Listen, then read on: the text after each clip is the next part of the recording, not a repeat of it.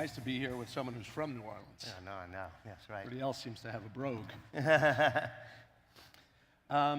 So I'm the executive editor of 60 Minutes, and Walter and I know each other well. I'll tell you right now that we're proud to do a piece with Walter when he wrote his book on Steve Jobs. More on that later. But because we're both journalists and because, well, Walter's much more than that, I thought we'd start with your old job as a journalist. And what are your thoughts on the first 100 days of of this administration? And do you think, so as not to throw out such a vanilla question, that maybe the next 100 days might also be surprising in a different way? Well, we'll find out today whether I think the plan to repeal the Affordable Care Act and replace it with what this new bill is horrible. So I think it's going to be problematic, and that could set the tone for a real clash. I think, on a more specific topic that's probably more, focused on what we do here in this room, I was stunned at the way net neutrality and all of the things that we have fought for in terms of the internet just got blown away.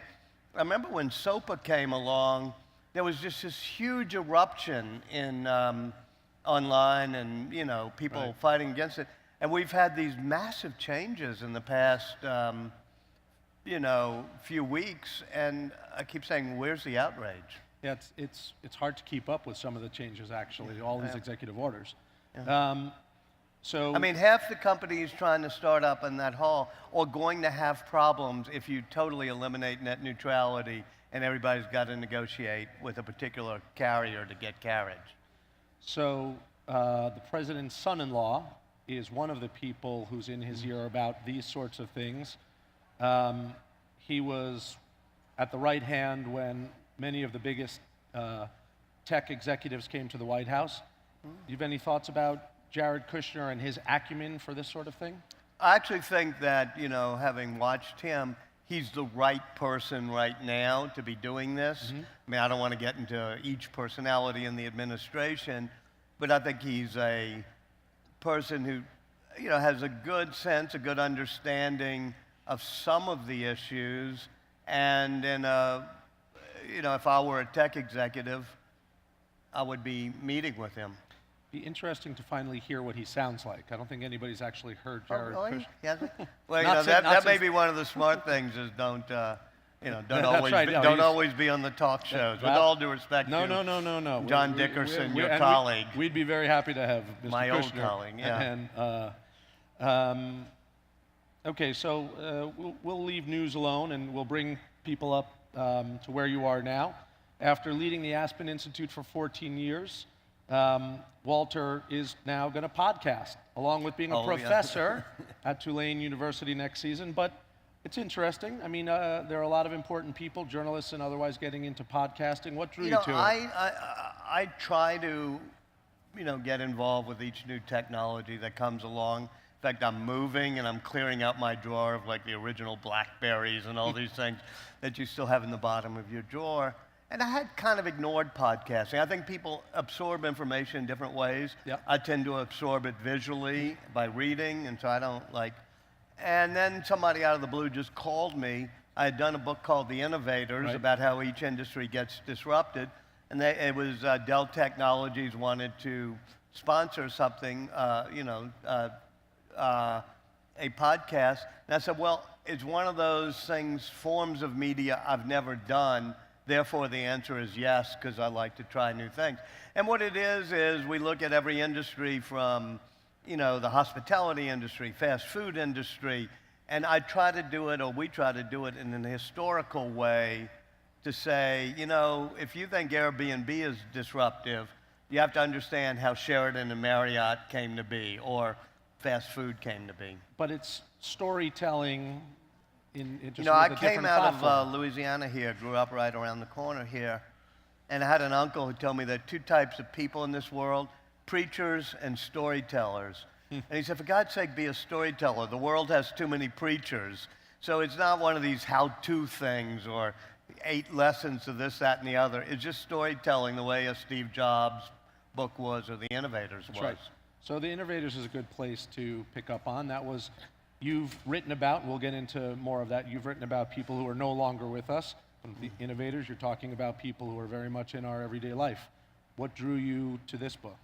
One of the things, and everybody in this room knew it better than I did, is if you're a biographer, you have a dirty little secret, which is that you know that you distort history. You make it seem as if there's sort of one great innovator who invents something, some guy or some gal who goes into a garage or a garret, and a light bulb moment happens. And even with Steve Jobs, at the very end of his life, when I was talking, I asked him, what's the best thing you ever invented? Thought he might say the iPhone or the iPad or the original Macintosh. He said, no, making a product is hard, but making a team that can continue to make products is the hardest thing and the most important thing.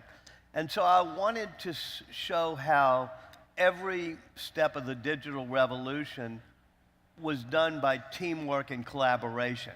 If you look at the three greatest inventions of our era, the microchip, the computer, and the internet, with all due respect to Al Gore, nobody knows who invented them.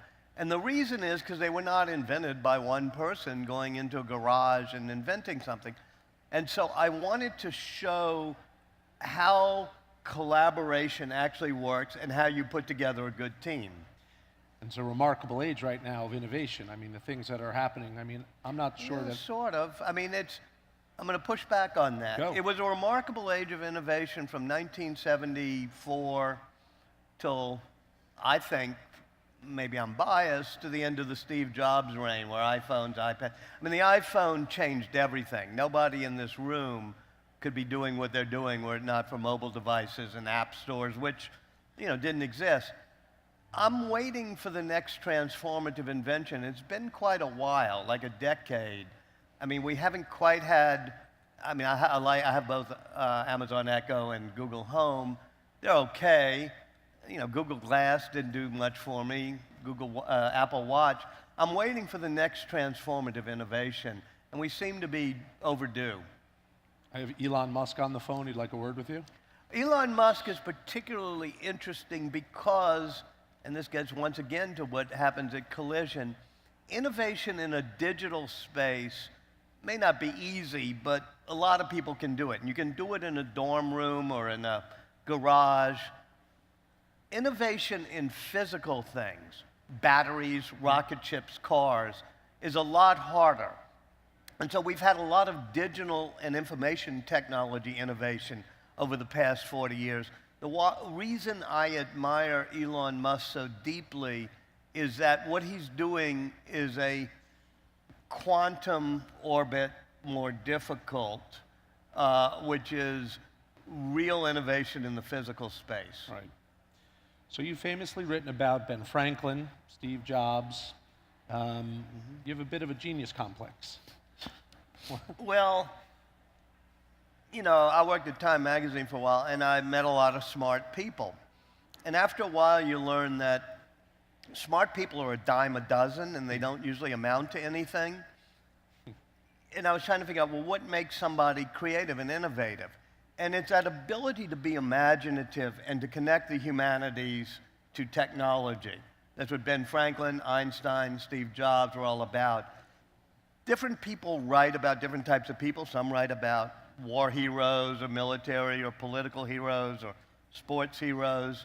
To me, writing about how an innovative and creative mind works is extraordinarily interesting, because I think we have, with all due respect to people who may have been on this stage, I haven't seen it all, far too many books that say 7 easy lessons to being the most creative person in the room. Well, it ain't that easy. And you have to look at a Ben Franklin or a Steve Jobs or an Einstein or whatever and understand, okay, how did they do it? Because there's no one formula. And so without really thinking about it, having done Ben Franklin and then moved on to do Einstein, it began to dawn on me that was the thing I was interested in, is what makes a person think different, think out of the box, and be creative. They're obviously all unique. Were there any common traits? I think one common trait is that they're all phenomenally rebellious.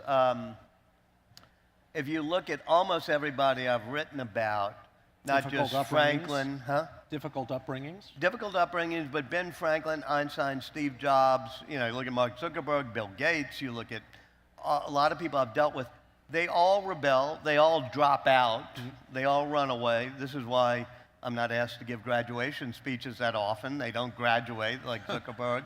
And they tend to question conventional wisdom and have a rebellious misfit streak to them. They also, the other common trait I've noticed is some people keep talking about if you're going to succeed in this world, you have to learn engineering and coding and be great at math. When I was growing up, it was perfectly permissible to say, I don't understand math. I always loved math. Math was really cool. And engineering. My dad's an engineer, my grandfather, so I love engineering. But I also like the humanities. Everybody who's been incredibly creative loves the connection of the humanities to technology. I remember coming downstairs in 8th grade and coming into the kitchen and telling my parents I just didn't understand the math, and my father looked up and he said, nobody in this family understands math. Stick with English and history. Yeah, although that's a problem. Those who love the humanities always then will make a joke about, oh, I don't do math. And that's why I tried to do Einstein. That's why, Leonardo, we're going to talk about. Math is unbelievably gorgeous. It is as gorgeous, Ada Lovelace, Ada Lovelace, who is the beginning of the book on the Innovators, and she, of course, is in the 1840s, comes up with the idea of a general purpose computer and algorithms. Her mother was a mathematician, her father was Lord Byron, the poet, and she realized that a mathematical statement is somewhat like her father saying she walks in beauty like the night. You say it's hard to understand. A line of Byron's poetry is hard to understand. Yeah, true. She walks in beauty like the night. That's hard to understand, but we make that effort, and I think that it's important, as she did, to make the effort to say, okay, I get it, this algorithm is beautiful too. Fair point. Albert Einstein.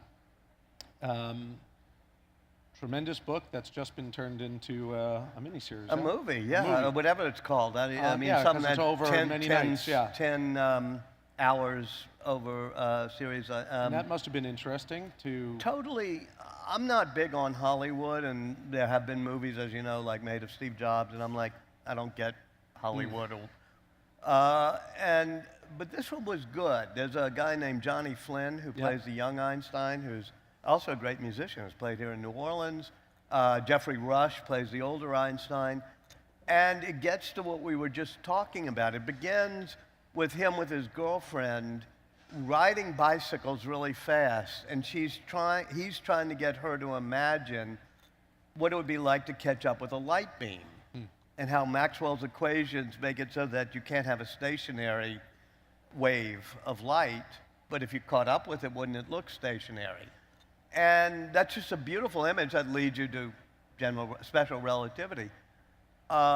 And that movie does it incredibly well. So I don't take any credit. I didn't write the screenplay, but they did it well. I think it's in the second or third week, and Ron Howard directed it. So this fall, you will be publishing, or Simon & Schuster will be publishing a book on Leonardo da Vinci that you've written. You had to slog through places like Italy and France and really difficult research trips. Why Da Vinci?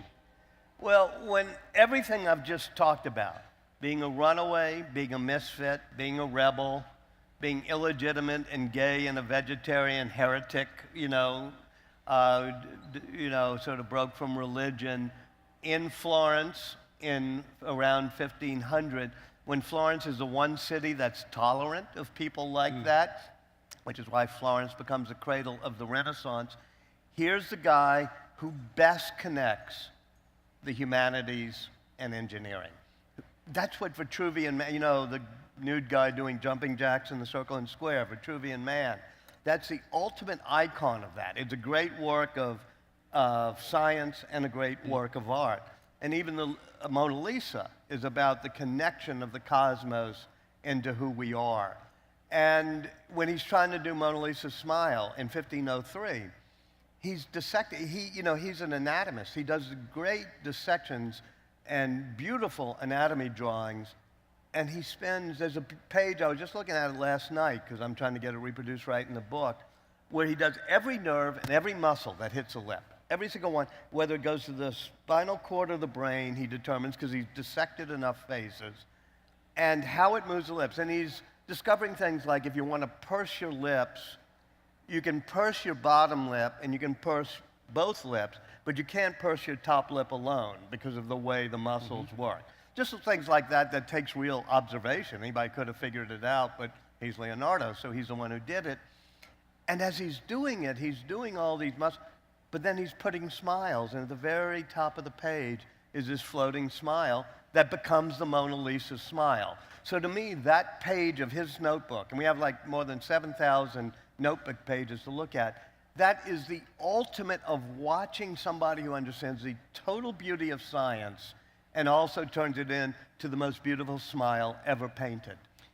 These notebooks are the ones that Bill Gates owns? Yeah, there's 7,000 or so pages of notebooks. Bill Gates, who first got me along with Steve Jobs, they both worship Leonardo DaVinci.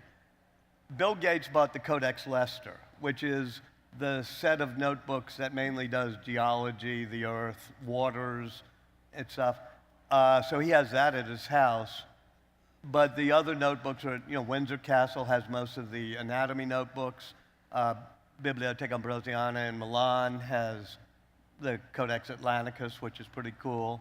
So the good thing is you get to go to, Windsor, Not bad. Paris, Milan, Florence, and even Seattle. You've covered your fair share of awful places, so. Yeah. Restaurants are better here, though. Yeah, that's true. So let's go back to Steve Jobs then. Intense research, many years speaking to Steve. You did more than 100 interviews. Everybody's well aware of the work. Now with a little bit of time, what stands out to you from your time with Steve? I kind of said it a moment ago, which is every 3 years, he just blew us away. I did not know when I first met him that I needed 1,000 songs in my pocket. And then suddenly, he comes out with this beautiful, and by the way, beauty is the important thing, because you got to remember, Bill Gates produces Zune, which even you don't remember. I mean, it looked like it was made in Uzbekistan or something. But the guy has this sense of beauty and just a wonderful track wheel, and suddenly our life and music has changed. Likewise, the iPhone. And so looking back on him, I'm even more blown away with how every 3 years, there was something we never thought of. Tablets, the Mac, the graphical user interface, the way they did it on the Mac, the iPhone, the iPad. So, and the fact that there hasn't been quite as much, or nearly as much innovation makes me even more awed by Steve. What about personally, though? I mean, I was going through, I actually rewatched the story that we did on your book and flipped through the book again. And the adjectives are, I mean, it's prickly, yeah, he was it's prickly. caustic, it's, And the question is, and this is the theme of the book, did he have to be that way? Right. I mean, Woz tells me at the beginning that's the big question. At the end, I quote Woz saying, no, he could have been nicer, he could have been sweeter, he could have been more like a family person, giving us all psych options. And then Woz pauses and says, but if I had been CEO, we probably wouldn't have made the Macintosh. So I think every person, I don't try to answer that question, but I think every person who reads the book has to say, can you be that creative without,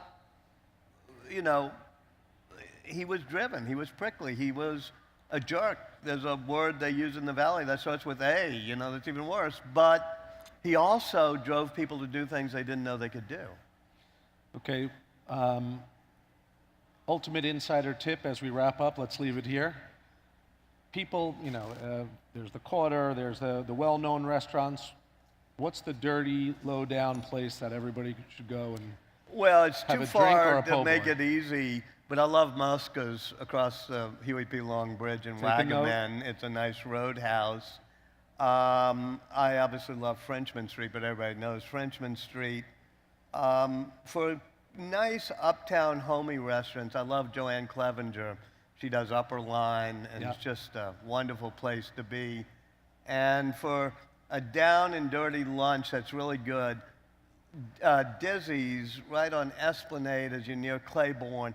You're a journalist, so you would know. It's actually Dean Baquet, who's the editor of the New York Times. His brother is Dizzy Baquet and runs, but it's not even open for dinner, but boy, it has really good fried chicken and red beans and rice. Good night, everybody. All right, I'm going to do a Q&A right. If you had That's right. questions, I'm going to go right now out to that little stage they have called Q&A, and feel free to hit me with any questions you have or pitch me your company, and I'll tell you I'm not a venture capitalist. Thanks, everyone. Bill, thank you. You're welcome. Great Thank job. you all very much.